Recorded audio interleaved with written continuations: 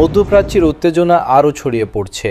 Iran ও যুক্তরাষ্ট্রের সংঘাতের প্রভাব এবার উপসাগরীয় দেশগুলোতেও দেখা যাচ্ছে, যার ফলে অঞ্চল জুড়ে বাড়ছে উদ্বেগ।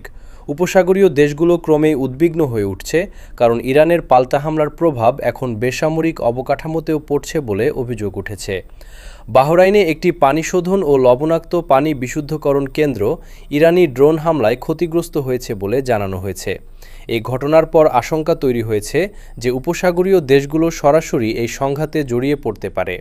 এদিকে সৌদি আরবে ৮টি ড্রোন প্রতিহত করার দাবি করা হয়েছে, যার মধ্যে একটি ড্রোন রাজধানী রিয়াদের কূটনৈতিক এলাকায় লক্ষ্য করে পাঠানো হয়েছিল বলে জানা গেছে। সংযুক্ত আরব আমিরাত সম্ভাব্য হামলার আশঙ্কায় তাদের আকাশ প্রতিরক্ষা ব্যবস্থা সক্রিয় করেছে।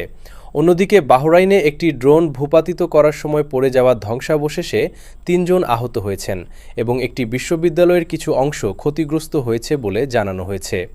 কাতারের প্রতিরক্ষা মন্ত্রণালয় জানিয়েছে, তাদের আকাশসীমায় 10টি ব্যালিস্টিক ক্ষেপণাস্ত্র এবং 2টি ক্রুজ মিসাইলের হামলার চেষ্টা হয়, যার বেশিরভাগই প্রতিহত করা হয়েছে অথবা জনবসতিহীন এলাকায় পড়েছে।